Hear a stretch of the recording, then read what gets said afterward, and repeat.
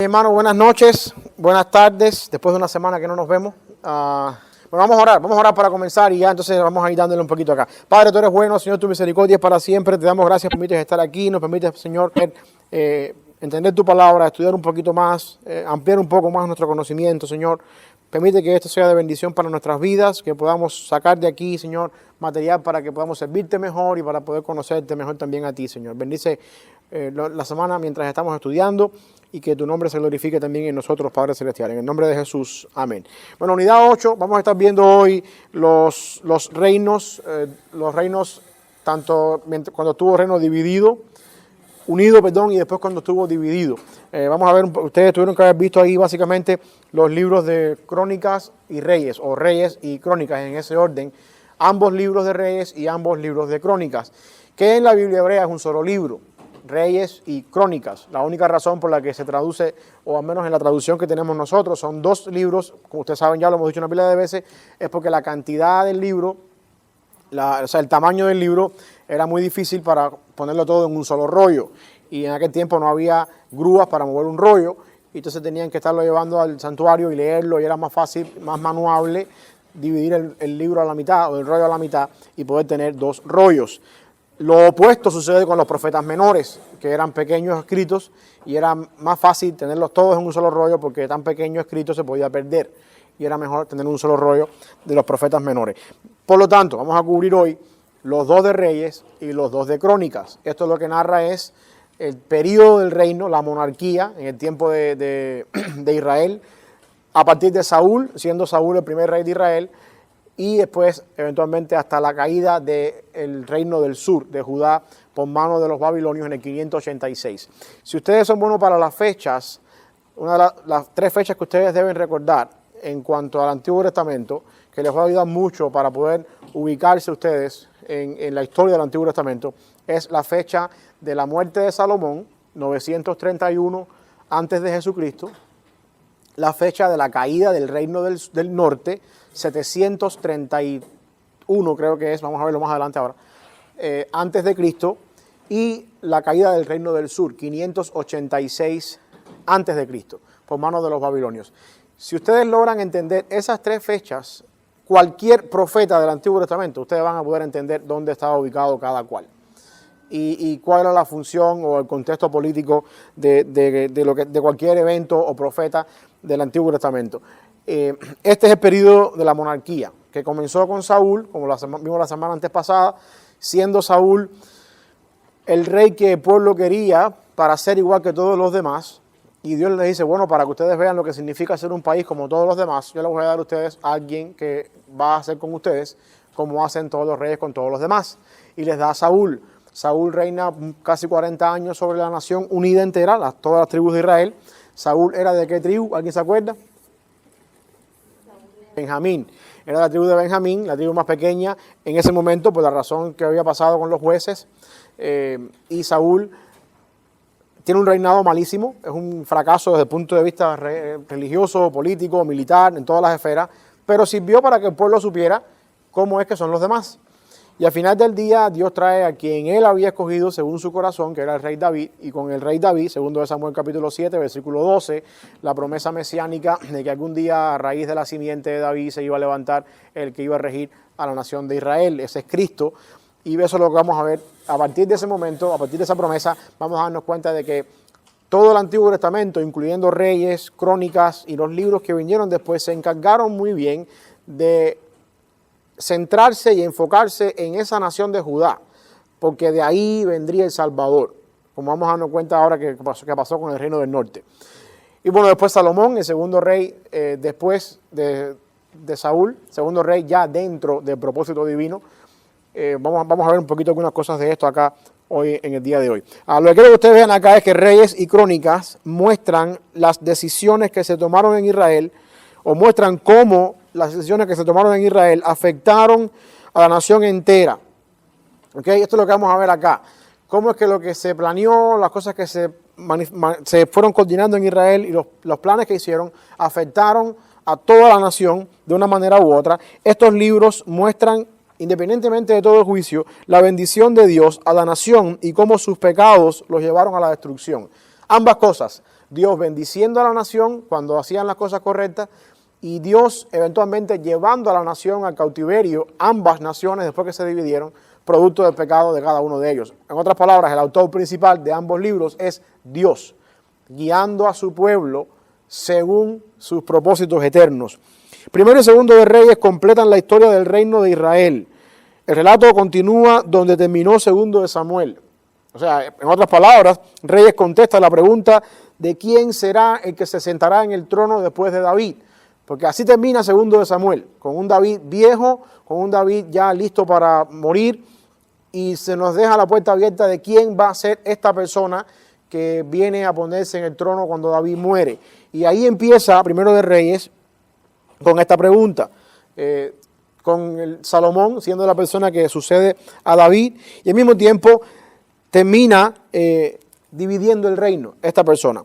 Y Crónicas, Primero de Crónicas, es un relato paralelo a los libros de Samuel. Esto es importante que ustedes entiendan esto. Si ustedes se leen Crónicas y Reyes, o Reyes y Crónicas, siguiendo el orden del Antiguo Testamento, se van a dar cuenta, y quizás parte de los libros de Samuel, se van a dar cuenta que hay mucha similitud entre todos ellos. Todos narran lo mismo. ¿Ok? Y ustedes dirán, pues estoy leyendo lo mismo dos veces. Sí y no. Sí, porque es la misma historia, y no, porque está escrita desde dos puntos de vista distintos.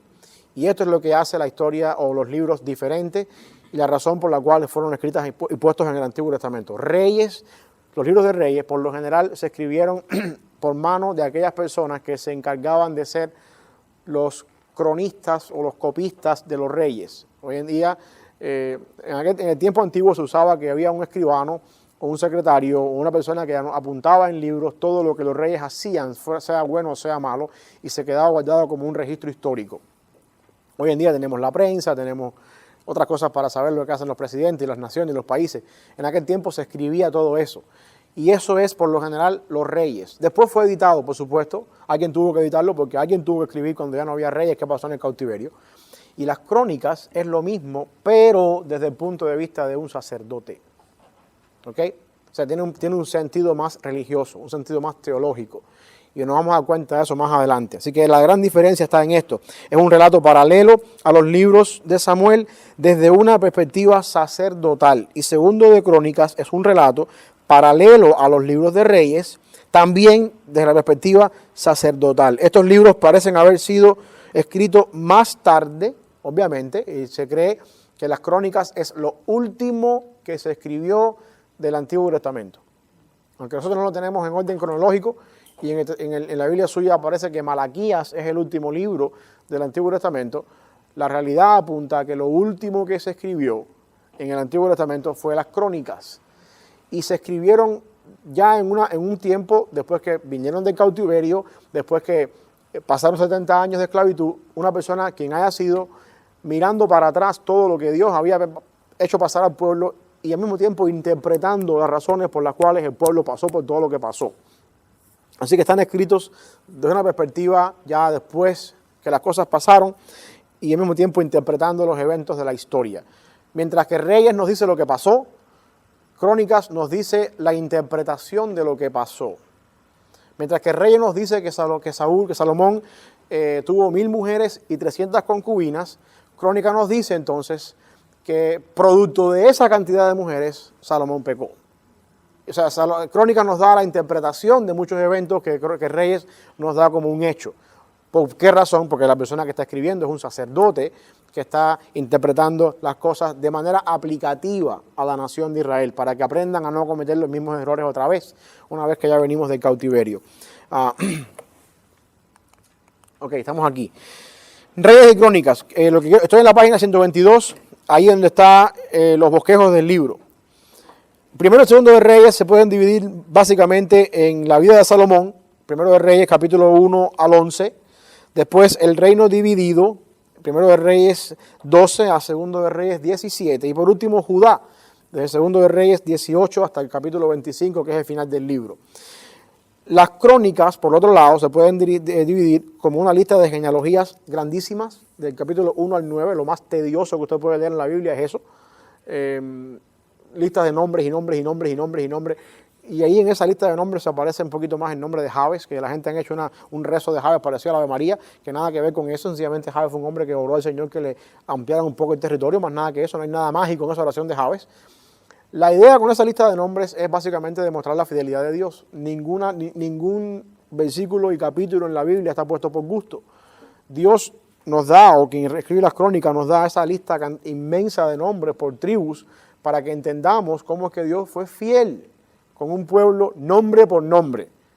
Y aunque yo sé que usted a veces leyendo esos capítulos se los salta y no quiere entrar ahí porque son un poquito tediosos de leer y fulano engendró no sé quién y tantas personas y números tantos, pero al final del día la idea es mostrar que Dios es fiel incluso hasta con las personas por nombre.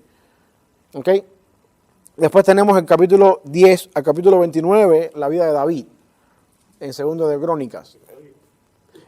Capítulo 19 nos habla un poquito acerca de Salomón, o segundo de Crónicas, perdón, 19 nos habla un poco acerca de Salomón, luego después de capítulo 20 al 36 nos habla un poco acerca de Judá.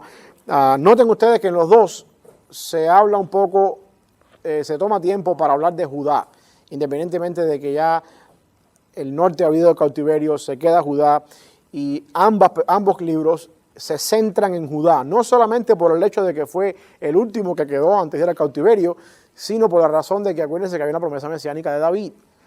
Y hay muchas, no tenemos tiempo para entrar en eso, pero hay muchos indicios dentro de los profetas menores que apuntan a, hey, Dios, tú no nos puedes hacer esto, mandarnos al cautiverio porque hay una promesa mesiánica con respecto a David. Lamentaciones 4.10 es un caso parecido.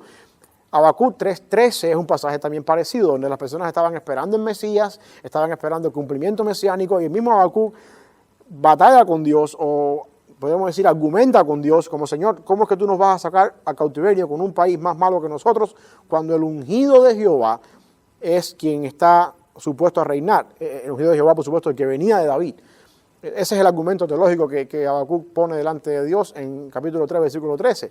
Igual que también Lamentaciones 4.10, Jeremías habla un poco también ahí acerca de la importancia de ese Mesías o de ese personaje que vendría. Pero lo que quiero que ustedes vean es que ambos, tanto Reyes como Crónicas, se centran en la nación de Judá.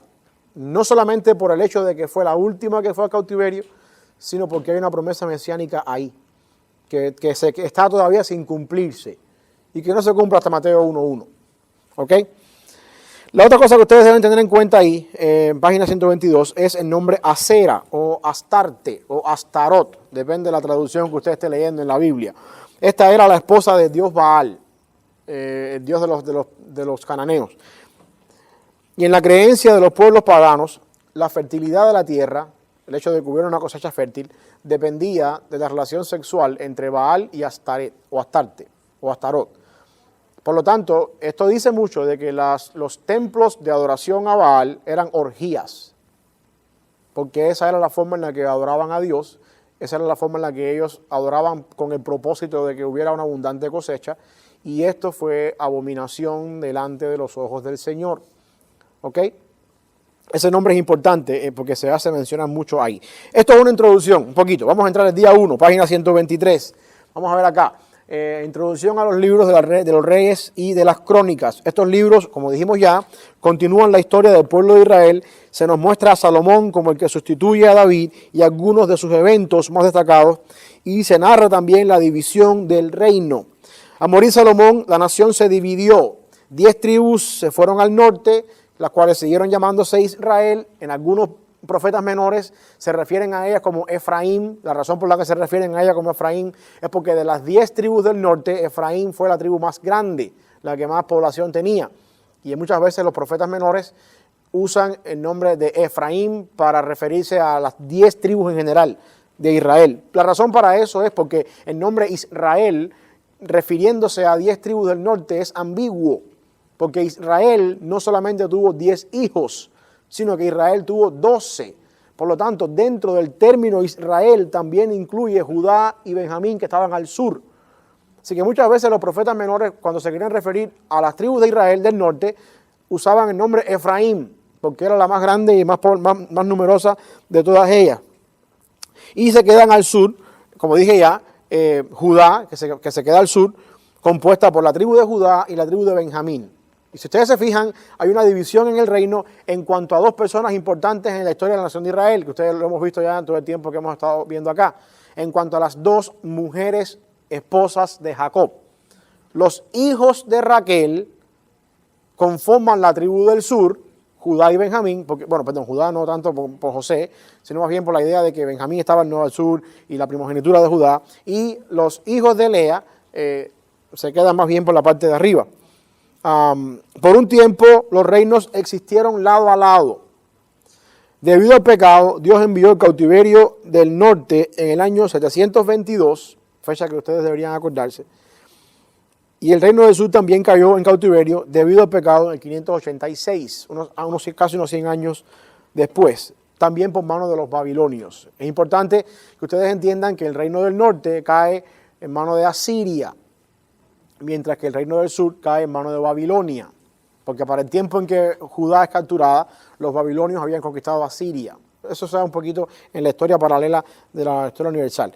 Lo otro que quiero que veamos acá es autor y fecha de estos 4 libros, que en la Biblia hebrea son 2. No sabemos con certeza quién fue el autor de Reyes. El periodo de tiempo del libro abarca unos 400 años aproximadamente. El autor dice que Joaquín, el rey de Judá, recibió favores de Babilonia.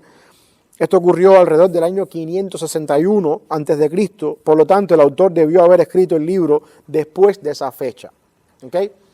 Se nos dice en Reyes que cuando estaba el pueblo en cautiverio, la persona que había sido el último rey de Israel, de Judá en este caso, cuando se fueron al cautiverio, era Joaquín, y Joaquín estaba preso en Babilonia, y al final del reinado de la vida de Joaquín, el rey de Babilonia le dio a Joaquín ciertos privilegios, lo hizo sentar a comer a la mesa de él, le dio una porción especial de su comida, y esto tiene una significación histórica muy grande, porque esto quiere decir para el pueblo judío, las esperanzas de un Mesías no han desfallecido, porque el remanente de David, que es Joaquín en este caso, no está del todo abandonado.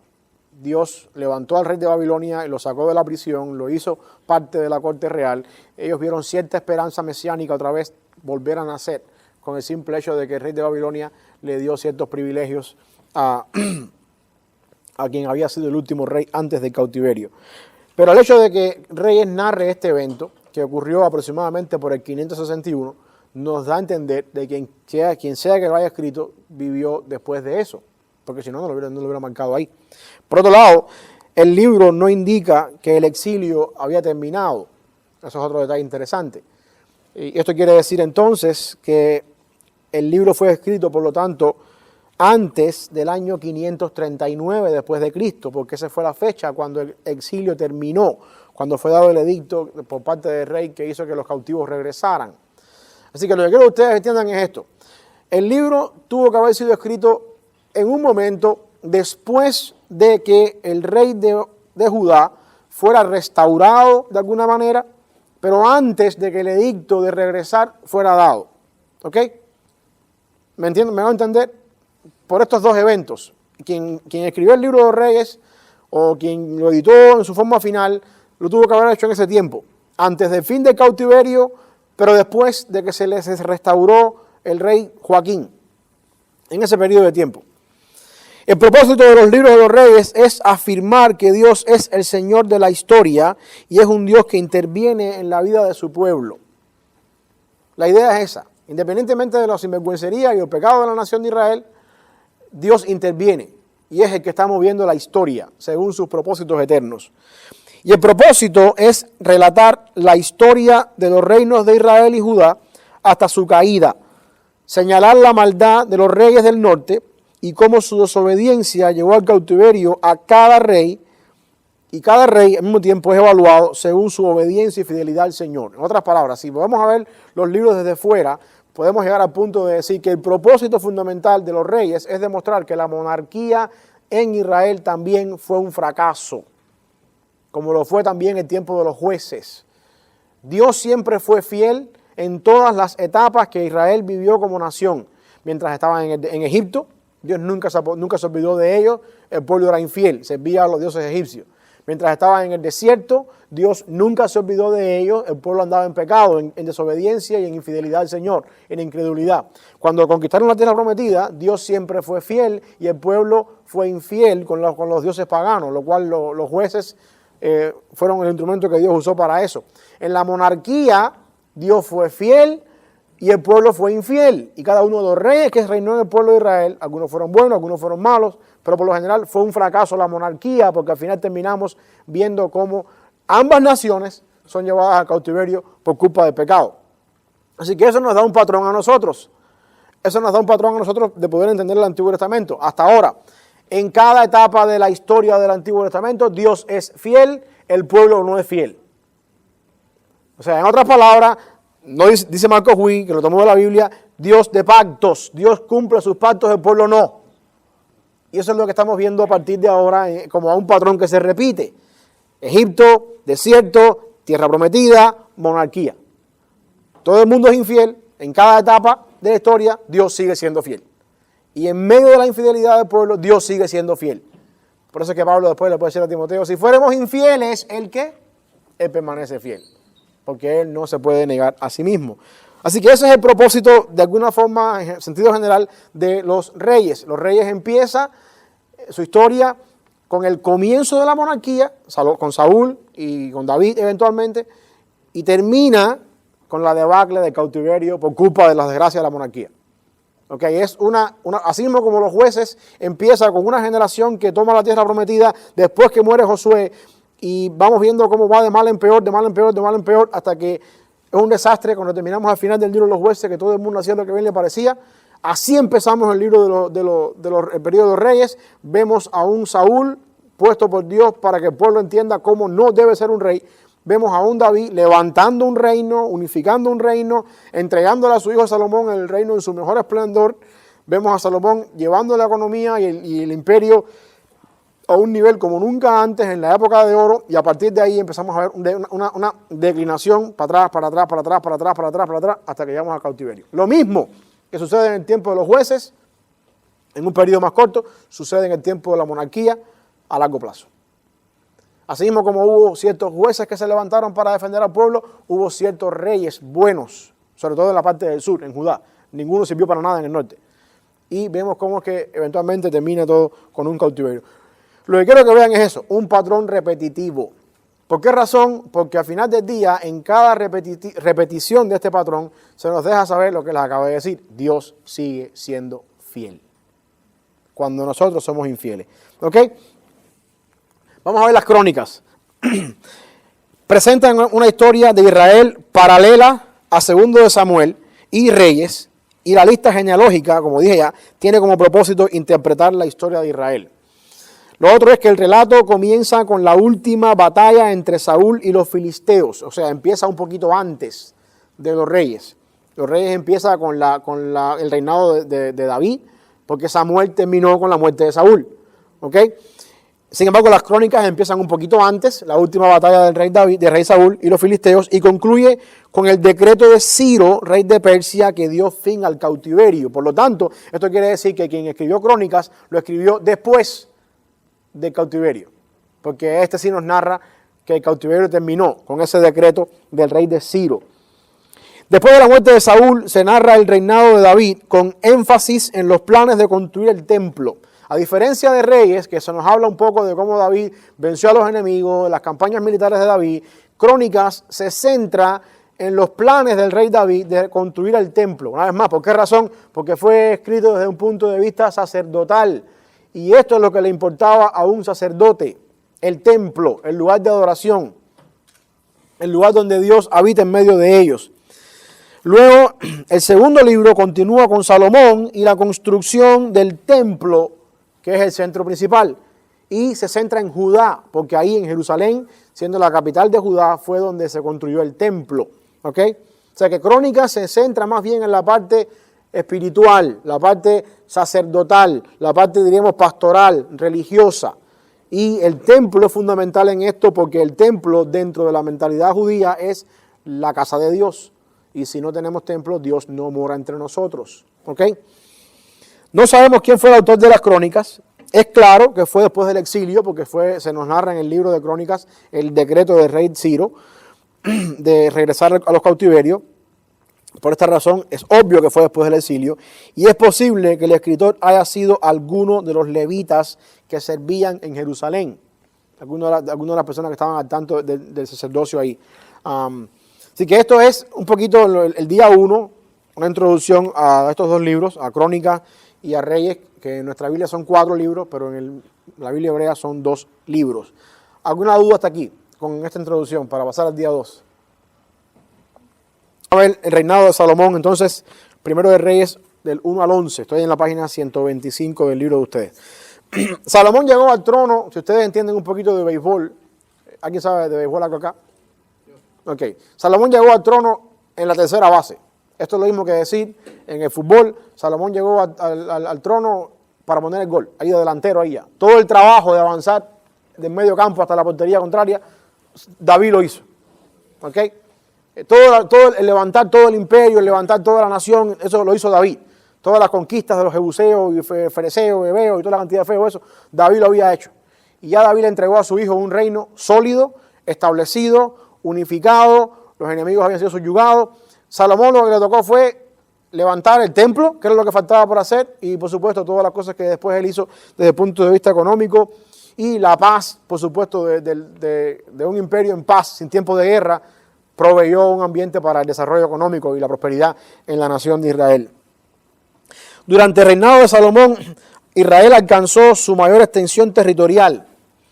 Fue un tiempo de gran prosperidad y paz que favoreció el crecimiento. Por supuesto, al no haber guerra, hay tiempo para prosperar. Salomón fue el hijo de David con Betsabé. Una vez más, ¿se acuerdan el pecado de Urías Eteo? El segundo hijo de David con Betsabé. El primero murió al nacer. Y el segundo hijo de David con Betsabé fue quien tomó el reino después. Eso nos dice 2 cosas. Y lo vimos la semana anterior cuando estuvimos acá. Dios perdona y perdona. El pecado que él terminó atrás. Y segundo lugar también lo que quiero que veamos acá es que esto nos da por sentado de que Salomón no era el primogénito de David. Ya él tenía otros hijos con otras mujeres que tenía él. Conocemos que antes de Betsabé, David había tenido la hija de Saúl, que le habían dado por esposa cuando mató a Goliat, quien se quedó estéril, nunca tuvo hijos con él. Y después también tuvo a la esposa de Nabal, que se llamaba, ¿quién sabe el nombre de ella? Abigail, que al morir Nabal, él la tomó por esposa. Con esas 2 mujeres, bueno, con Mical no, pero con Nabal él tuvo hijos, y con otras mujeres más él tuvo hijos, pero Salomón no era hijo primogénito. Habían unos mayores que él cuando llegó al trono Salomón. Esto, por supuesto, levantó una contienda a la hora de tomar el trono Salomón, porque Adonías, que era uno de sus hermanos mayores, quiso usurpar el trono. Adonías tenía a su nombre o a su favor al sacerdote Abiatar y también a Joab, que Joab había sido el general de la guardia de David. Y es interesante el personaje de Joab. Cuando ustedes tengan la oportunidad de leerse el Antiguo Testamento, léanselo para que ustedes vean. Joab era una persona que llegó a ser el general de David a través de la traición, a través de la maquinación, matando personas que estaban por delante de él. Uno de ellos fue Abner, al punto tal que cuando David fue a morir le dice a su hijo Salomón: no dejes que Joab vaya al sepulcro con sus canas en paz. En otras palabras, dice un mexicano, dale cuello. Él tiene que pagar por lo que hizo. Y al final vemos que Joab lo matan para pagar por el pecado. Pero Joab se puso del lado de Adonías, uno de los hijos de David, que era mayor que Salomón, y también Abiatar, que era sacerdote. Sin embargo, había otro grupo que incluía al profeta Natán. ¿Se acuerdan de Natán? ¿Quién fue Natán? Ahora Natán está a favor de Betsabé y de su hijo Salomón. Cuando Dios perdona, perdona. ¿Ok? En algún momento determinado, Natán tuvo que venir a decirle a David: lo que hiciste con esta mujer está mal hecho y Dios te va a traer el castigo. Pero ahora vemos a Natán acá sometiéndose a la voluntad de Dios. Me tocó decir la verdad en un momento, pero me toca ponerme del lado correcto en el momento adecuado también. ¿Ok? Natán estaba a favor de Betsabé. Y también tenían a Benaía, que era uno de los sacerdotes, hijo de Joiada, dice la Biblia por ahí también.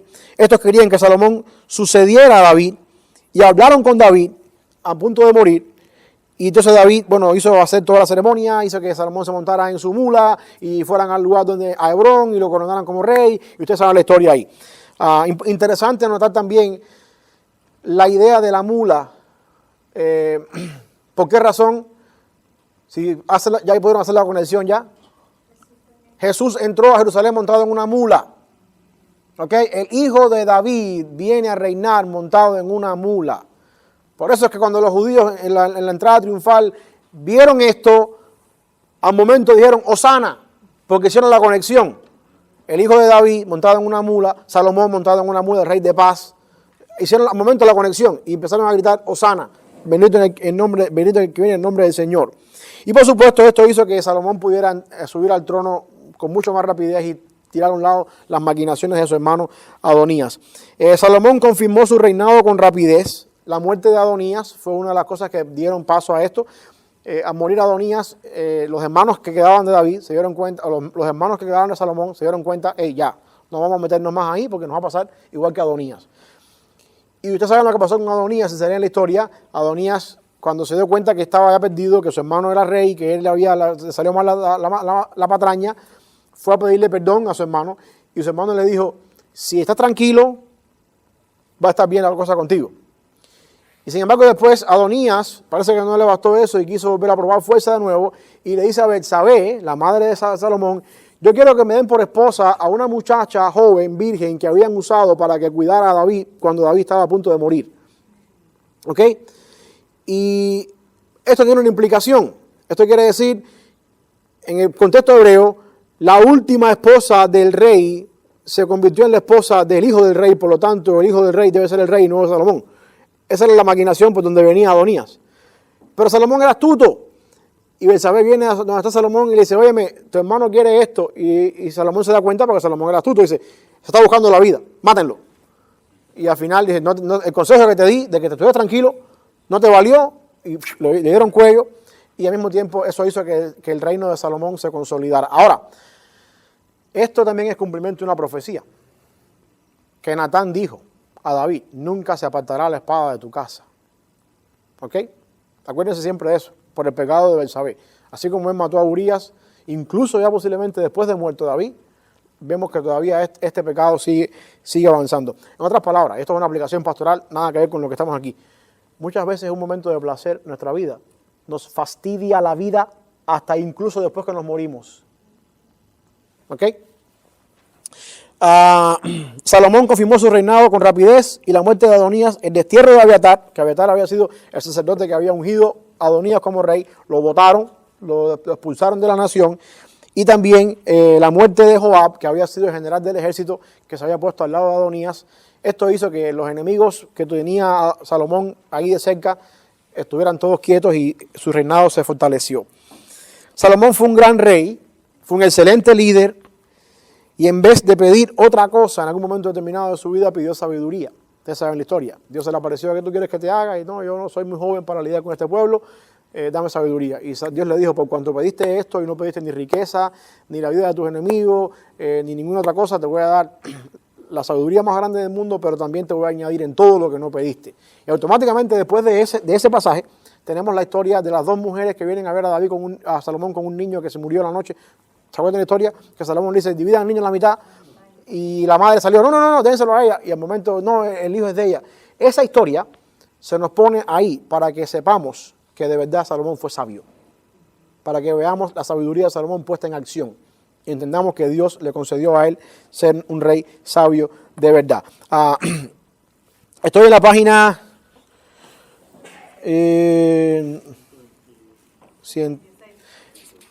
126. Estoy acá, el gobierno, no, estoy aquí, el gobierno y el templo, acá. Durante el reinado de Salomón, esta fue la edad de oro de Israel. Nunca Israel como nación vivió ni ha vivido un tiempo mejor que el tiempo del reinado de Salomón. ¿Ok? Ni siquiera el día de hoy.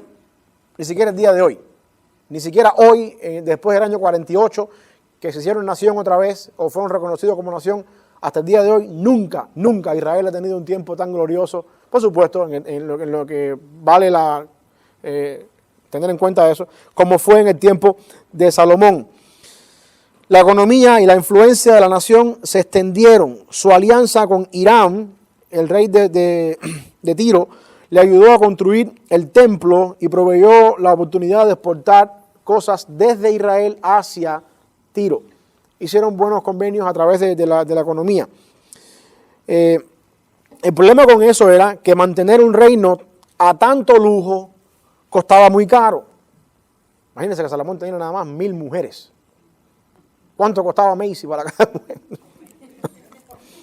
Quiero decir con esto que los impuestos fueron elevados. Para mantener ese lujo había que elevar los impuestos. Es lo que quiero decir. Para tanta cantidad de lujo había que elevar los impuestos. Y esto fue lo que empezó a crear problemas en la clase media y posiblemente la clase alta de la nación. La alta cantidad de impuestos. Y eventualmente este fue el gancho de donde se agarró Jeroboam y las personas de las tribus del norte después para hacer la división después de la muerte de Salomón. Vamos a ver eso más adelante. Pero vean esto. Aún así, cuando el hijo de David, yo quiero que ustedes entiendan esto porque acuérdense que la promesa, ¿alguien tiene ahí 2 Samuel 7:12? Por favor, que lo puedan buscar rapidito ahí. 2 Samuel 7:12. Tus días sean cumplidos y duermas con tus padres, yo levantaré. Esa es la promesa mesiánica del hijo de David que va a levantar el reino. ¿Y qué dice el 13?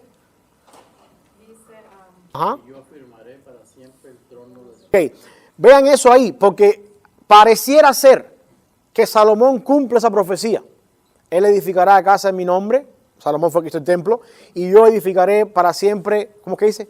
Mi nombre en él, ¿no? ¿Cómo que dice la parte final? edificará casa en mi nombre y yo afirmaré. Y el versículo 14. Dice, yo Si uno lee ese versículo, uno dice, este es Salomón. O sea, desde el punto de vista en el que, si no tenemos el Nuevo Testamento, ¿ok? ¿Por qué razón? Edificará casa en mi nombre, yo voy a establecer el trono con él para siempre, y al mismo tiempo, si hiciere mal, yo lo voy a castigar. Obviamente sabemos que esto no aplica para Cristo, porque Cristo nunca pecó, pero al mismo tiempo eso es una condición. Si hiciere mal, no, como diciendo que tampoco hizo mal, si uno lee esto, uno dice, el reino perfecto que esperamos de parte del Mesías es Salomón. Si uno lee hasta aquí, sin tener en cuenta lo que sigue en la Biblia. Sin embargo, acabo de decirles a ustedes que un imperio tan caro costaba mantener los impuestos tan altos y al mismo tiempo el pueblo, clase media, clase alta, no estaba feliz. O sea que no todo era paz y gloria. Había inquietud. Esa promesa mesiánica, ese deseo no se cumplió del todo en Salomón. Razón más para entender que ese ungido, él me será a mí por hijo. Eso es otra connotación que no vamos a entrar ahí. El término hijo es un término mesiánico. Esta persona de 2 Samuel 7:12 no es Salomón. Pero sin embargo en Salomón vemos cierto cumplimiento. El reino llegó a su esplendor de gloria, avanzó hasta tanto nivel, pero sin embargo todavía no había el completo cumplimiento de la profecía, porque no es Salomón esta persona, por el hecho de los altos impuestos. Al 4º año de comenzar, de estar reinando Salomón en el país, empieza la construcción del templo, que le tomó a él 7 años. El templo simboliza entonces la presencia de Dios entre el pueblo y llega a convertirse en el santuario nacional de Israel, hasta que se divide el reino y por supuesto más adelante vamos a ver cómo es que los del norte se hacen otro santuario y los del sur se quedan adorando en Jerusalén, en Judá. Problema que fue el problema que la mujer discutió con Jesús en el pozo, la mujer samaritana. Nuestros padres dicen que tenemos que adorar aquí y los padres de ustedes dicen que tenemos que adorar allá, porque eso fue lo que pasó cuando se dividió el reino.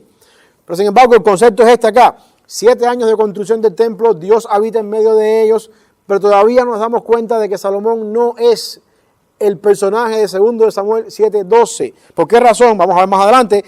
Porque para sellar alianzas políticas, Salomón se casó con las hijas de cuanto rey le dio la gana alrededor de él. Y estas alianzas proveyeron un falso sentido de seguridad a un costo muy alto. Nunca antes en el reinado de David y hasta ahora, si sacamos el periodo de los jueces de la historia, nunca antes en la monarquía en Israel teníamos idolatría. Nunca antes. Eso fue un problema que se radicó cuando se acabaron los jueces. Porque Salomón, incluso Saúl, en algún momento determinado de su vida, mandó a matar a todas las adivinas y todas las personas que brujeras y esa gente que consultaban a los muertos. O sea que el mismo Saúl, a pesar de que era un sinvergüenza, tenía a un lado la idolatría. David era un hombre conforme al corazón de Dios porque nunca pecó contra Dios en cuanto a idolatría. Sin embargo, Salomón, para proveer seguridad y para mantener la seguridad de la nación, se empezó a casar con todas las princesas y los hijos de los reyes que estaban alrededor de él. Y esto hace que cada una de estas mujeres traía su cultura, traía sus dioses. Y ahora, como yo soy la reina, me tienes que construir un templito para adorar a mis dioses aquí en esta nación. Y por primera vez empezamos a ver la idolatría entrando a la nación de Israel como no había estado hasta el período de los jueces. Y como resultado de la idolatría, Dios dividió el reino con la excepción de una tribu sobre la cual seguiría la promesa mesiánica hecha en 2 Samuel 7:12. Esa única tribu es Judá. Freddy.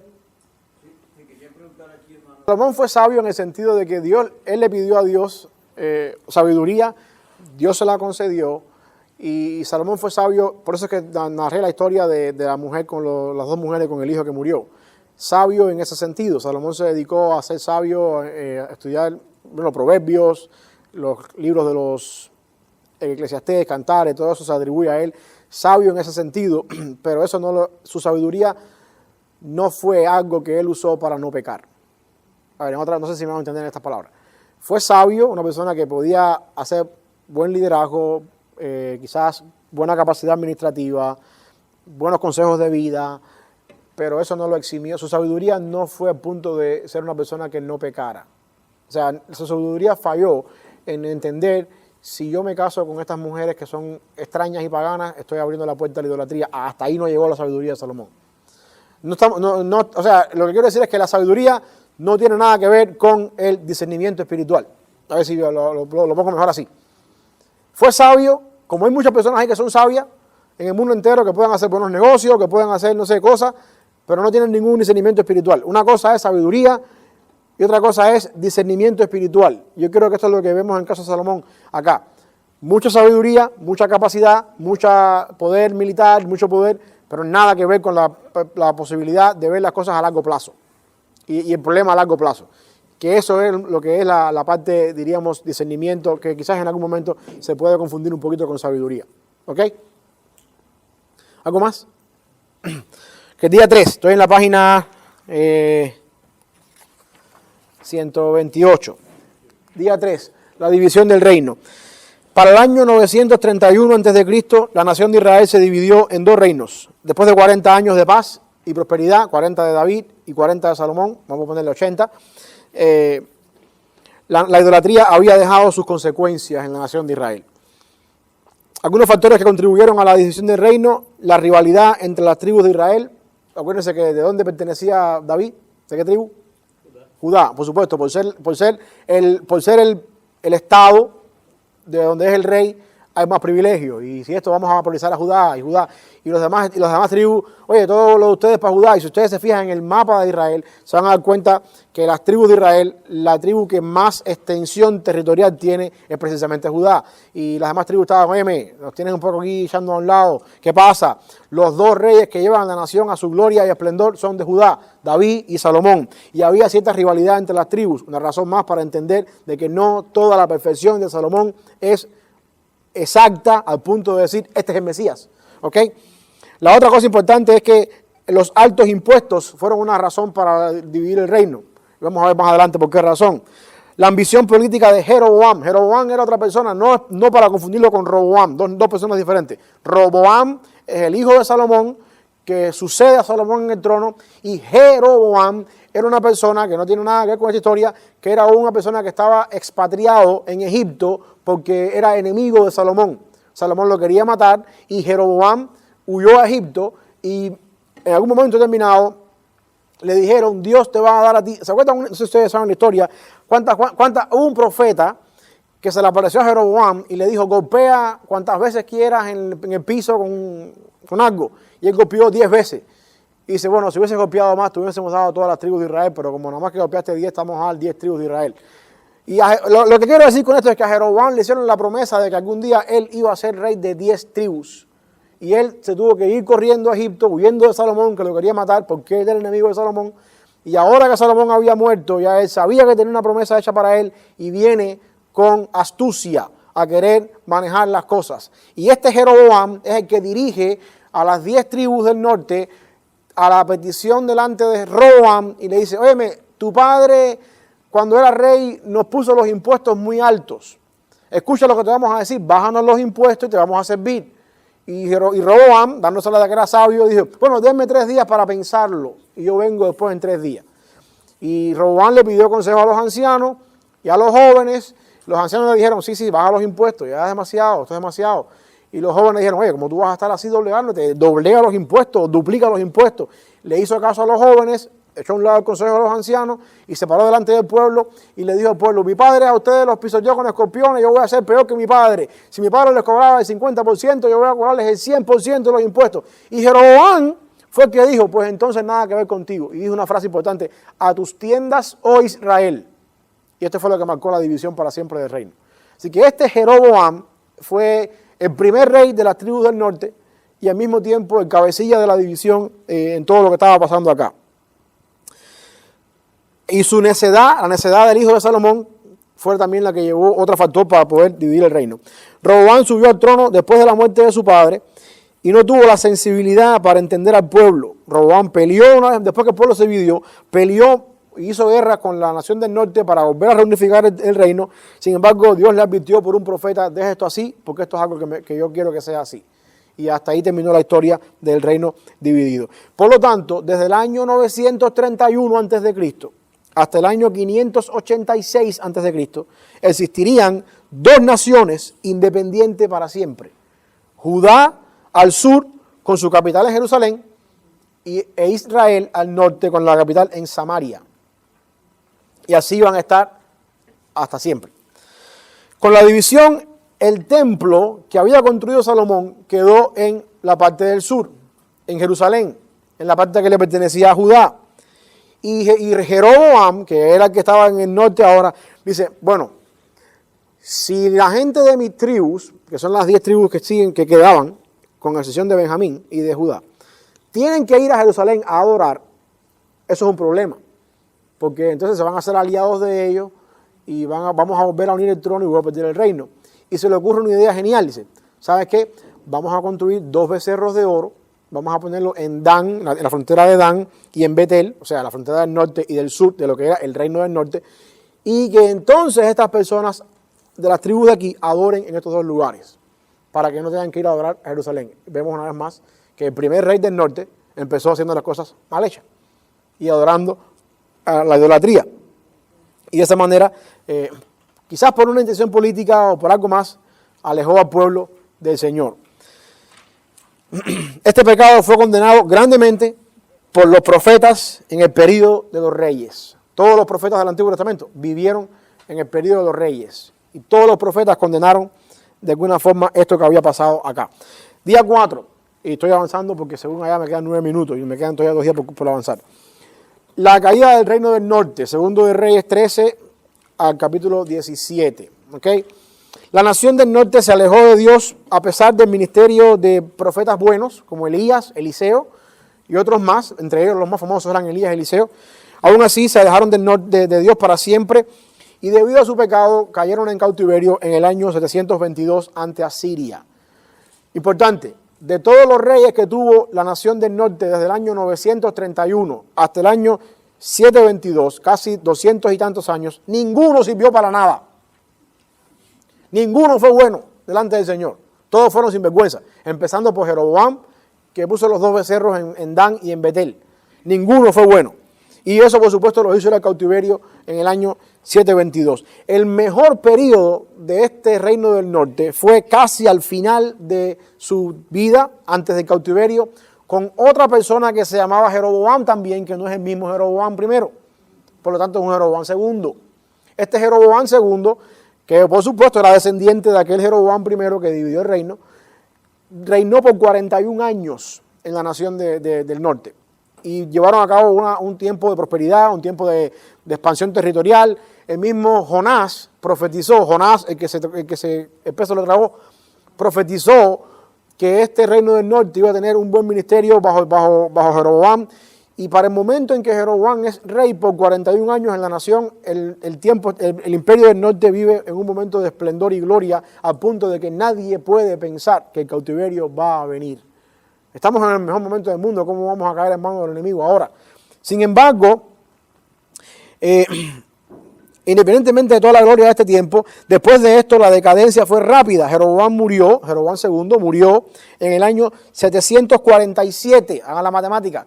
Cayeron al cautiverio en el 722, 20 años antes de caer al cautiverio.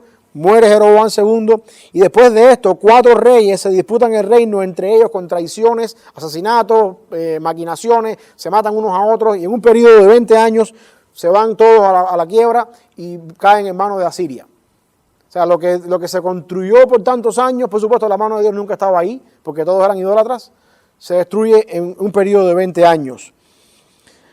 El último rey del norte de quien tenemos constancia en la Biblia se llamaba Peca. Este fue el último de los reyes del norte que para el año 725, 3 años antes del cautiverio,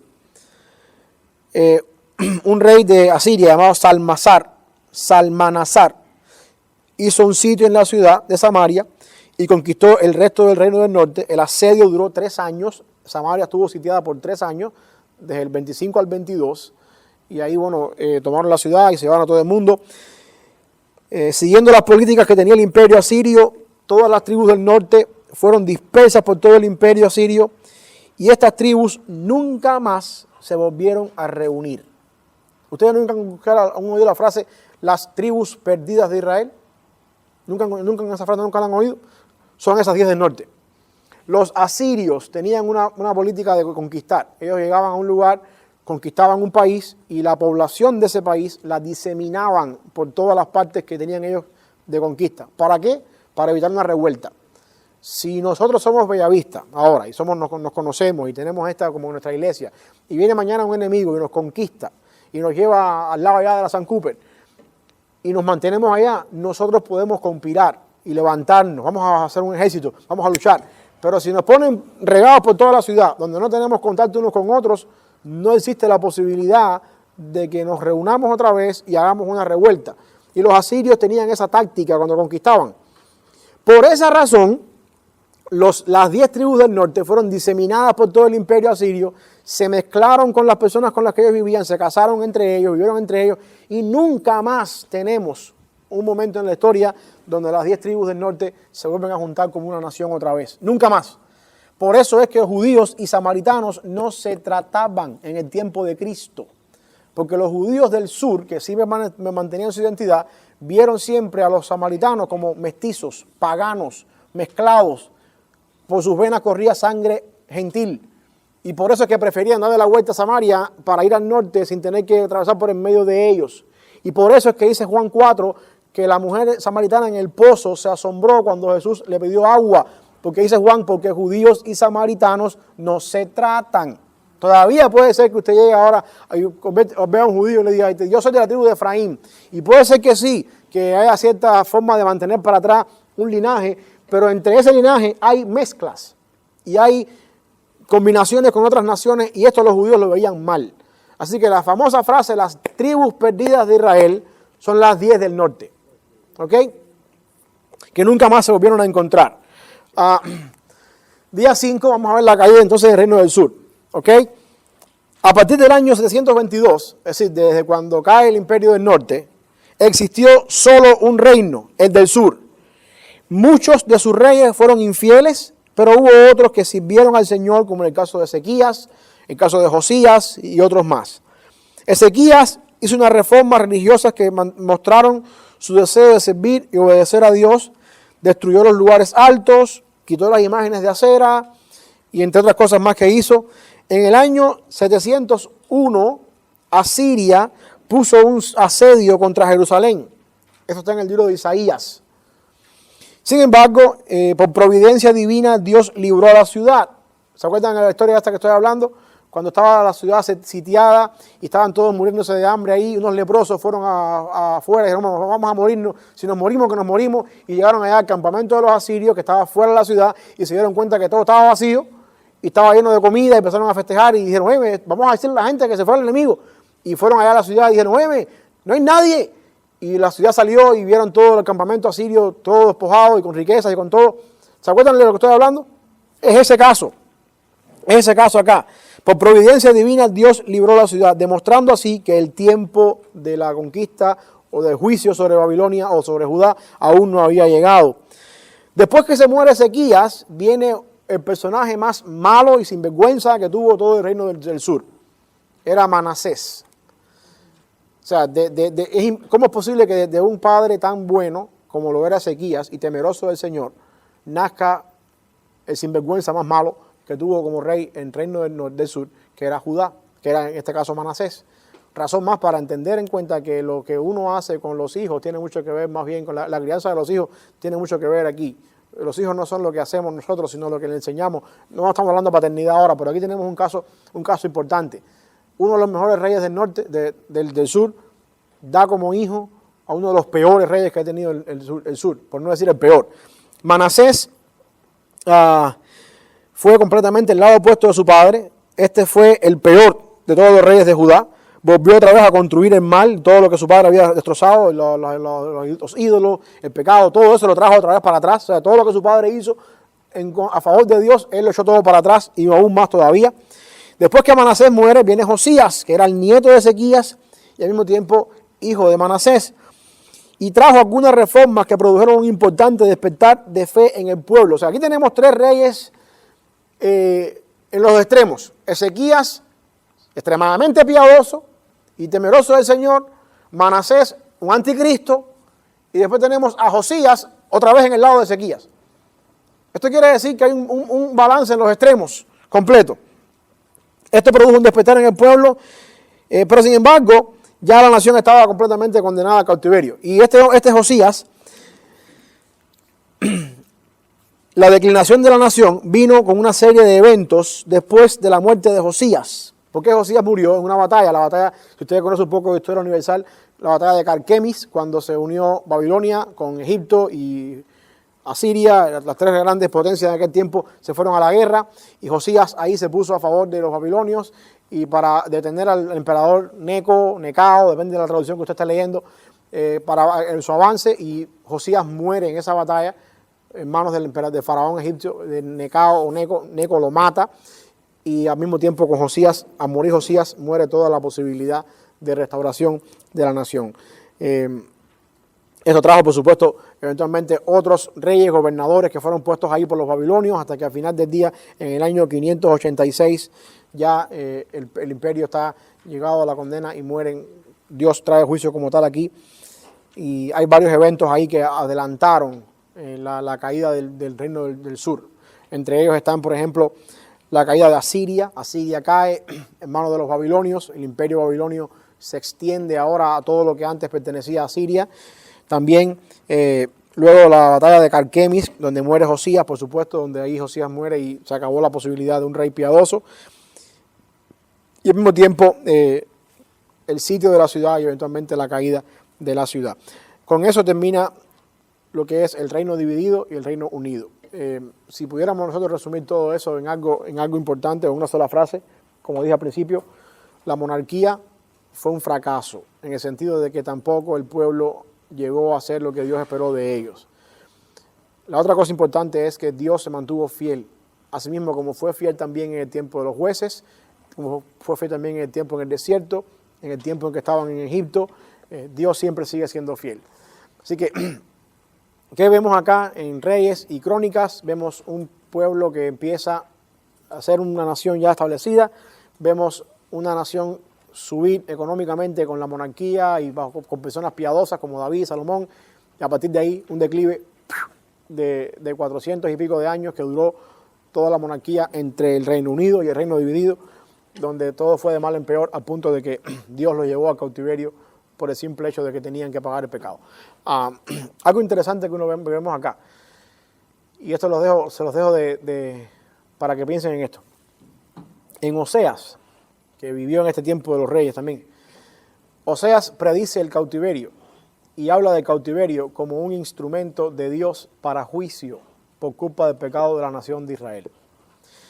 La aplicación que trae esto para la vida de nosotros es la siguiente: los que son hijos de Dios, graben esa palabra, los que somos hijos de Dios, los que estamos dentro de una relación de pacto con el Señor, cuando nosotros hacemos las cosas que no agradan al Señor y nos descarriamos, Dios usa el sufrimiento, la consecuencia del pecado, el dolor, para hacernos volver. Ese fue al final del día la razón del cautiverio babilónico, hacernos volver. Ahora, esto solamente aplica para aquellas personas que son hijas de Dios y están dentro de una relación de pacto con el Señor. Y si usted quiere un versículo y un capítulo que apruebe a eso, Romanos 8:28. A los que aman a Dios es a quienes todas las cosas les ayudan a bien. Si usted no cree ni en la paz de los sepulcros y usted le está yendo mal, puede ser que Dios use eso para traerle a usted a la salvación. Pero si usted cree en Dios y usted es parte del pueblo del Señor y usted se aparta a hacer cosas que no le agradan al Señor, Dios va a usar el sufrimiento para traerte al lugar donde tienes que estar. Porque a los que Él llamó, Él nunca los va a abandonar. Pero si tú lo que te quiero decir es que nunca digas, o al menos no es bíblico decir, que una persona que no cree en Dios, que es inconverso, y está pasando por momentos de su vida difíciles, nunca podemos decir, oh, es que Dios lo está llamando. Eso puede ser un problema. Pudiera ser que Dios use eso para despertar en él el sentido de ser salvo. Pero Dios no tiene ninguna relación de pacto con esa persona. Si nosotros somos cristianos y estamos dentro del pueblo del pacto y nos descarriamos, como es el caso de Israel, tanto las tribus del norte como las tribus del sur, Dios puede usar el cautiverio, el dolor, al menos así lo dice Oseas, creo que es el capítulo 11, cuando dice que te voy a enviar al desierto y de ahí te voy a entender, te voy a hacer recordar quién tú eres y después voy a llegarme a ti, me vas a amar como al principio, creo que es el capítulo 11 de Oseas, no me acuerdo ahora, pero los que estamos dentro de una relación de pacto con el Señor, sí, entonces el sufrimiento y las cosas que hacemos, las consecuencias del pecado son para llamar la atención de parte del Señor, porque Romanos 8:28 dice que a los que aman a Dios, todas las cosas les ayudan a bien, pero eso es a los que aman a Dios. Los que no aman a Dios están ahí porque se la buscaron. Y no es que Dios está tratando con ellos. Puede ser que eso Dios lo use para despertar en ellos la salvación. Pero al final del día no hay ninguna comunión de pacto entre Dios y esas personas. Y eso lo vemos con Israel. Dios hizo regresar a la tierra prometida a ese remanente fiel. A ese remanente fiel. A esos, como le dijo a Elías, a esos 7,000 que no habían doblado su rodilla ante Baal. A ese pueblo que él se había reservado para él mismo, que era fiel al Señor. ¿Ok? Y eso nos da también a nosotros la intención, más adelante ya apuntando al Nuevo Testamento, la idea de que esos 7,000, parte de ese remanente que solamente Dios sabe, porque cuando Elías habla del Señor en 1 Reyes 19 y le dice, nadie ha quedado, solamente soy yo el único que queda aquí, me quieren matar, él le dice, no, hay 7,000 y no es que sean 6,999 más uno, como exactamente ese número, sino es un número simbólico para decir hay un remanente que me es fiel, que yo lo conozco, que no se ha doblado ante Baal.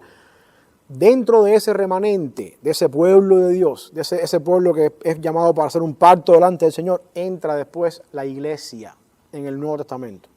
Un pueblo de cada lengua, pueblo y nación. O sea, esto tiene implicaciones teológicas y no quiero irme mucho más allá porque no hemos llegado todavía al Nuevo Testamento, pero lo que quiero decir es que el verdadero Israel de Dios no es ese pequeño de tierra en Palestina ahí que se llama Israel. El verdadero Israel de Dios es la iglesia. Todos aquellos que hemos sido sellados por la sangre del Cordero, ya sea que seamos cubanos, mexicanos, salvadoreños, hondureños, africanos, incluso palestinos o filisteos.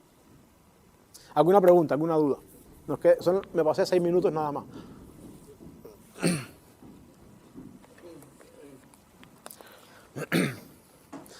¿Algo más? Estamos... Sí, Freddy. Una cosa, hermano, que pude ver en un país de Israel, pero Israel en realidad no existe. Eso que Freddy dice tiene mucha razón, porque al final del día nosotros después del cautiverio asirio en el 722, antes de Cristo, no vemos a oír más nada de las tribus del norte.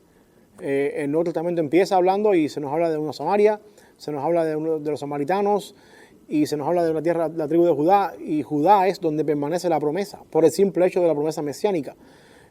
Pero la razón es la siguiente, y después Pablo, en Romanos 4, cuando hace la analogía entre Agar y Sara, habla acerca de que los verdaderos hijos de Abraham son los que son engendrados por fe. Y si usted nació en una iglesia cristiana, me imagino que no se acordará, nuestro padre Abraham tuvo muchos hijos, ¿sabe? La idea es esa. Uno de ellos soy, alabando a Dios. ¿Por qué razón? Porque el concepto es que yo soy hijo de Abraham por la fe. no porque nací de una tribu de las tribus de Judá. O sea, lo que quiero que veamos ahí es que hay una línea muy fuerte que el apóstol Pablo se encarga de hacer esa conexión en Romanos 4 con un Israel que siempre permaneció por fe, como los 7,000 esos que estaban ahí en el tiempo de Elías, como los que regresaron después en el cautiverio, como ese que dice el alma que pecar, esa morirá, o como dice Dios también muchas veces en el Antiguo Testamento, yo tengo misericordia de quien tenga misericordia, el alma que pecar, esa morirá. Hay un Israel que Dios preservó, que trasciende incluso después por la fe a todas aquellas personas que después vienen a Cristo. Y esa es la esencia del libro de los Hechos. Porque eso fue lo que pasó con Pedro en casa de Simón el curtidor, cuando bajó el lienzo aquel de animales ahí, y Pedro le dice, no, yo no puedo comer nada que no sea impuro. 3 veces pasó eso, la tercera vez tocan la puerta, y un gentil, que no era judío, está ahí llamando a Pedro, y Pedro dice, ve con estas personas. Y al momento Pedro entiende, la salvación no es solamente para los judíos. Y tenemos después un capítulo 15 de Hechos donde se habla en un concilio en Jerusalén, donde Santiago y los apóstoles entienden que la salvación también y el Espíritu Santo también había sido entregado y dado a otras personas que no eran judías. Por lo tanto, los apóstoles, a bien temprano en el tiempo de la gracia, entendieron que la obra mesiánica de Jesucristo para salvar a los escogidos no se centra o se limita a las tribus de Israel, sino a toda aquella persona que cree en Cristo por la fe de todo pueblo, lengua y nación. Y eso es lo que vemos después en todo el Nuevo Testamento con la expansión del Evangelio ya fuera de las fronteras de Israel. Razón por la cual en el año 70, después de Cristo, cuando se destruye el templo nuevo y se acaba el sacrificio, y se acaban los fariseos y se acaban los saduceos, nosotros seguimos siendo el pueblo de Dios. No hay templo físico, lo que hay es una pared allá en Jerusalén. Sin embargo, Pablo dice, nosotros somos el templo de Dios viviente. Nuestro cuerpo es templo del Espíritu Santo. Y así mismo como Dios habitó, hizo su tabernáculo en el desierto y después hizo el tabernáculo en el templo de Salomón, así mismo también hace tabernáculo en nosotros cuando venimos a la salvación. O sea, es un tema que podemos seguir hablando toda la noche acá, pero ustedes no están para eso y están a punto de mandarme a callar. Así que, algo más. Mira con oración, ¿qué nos quiere ahí despedir en oración? A ver.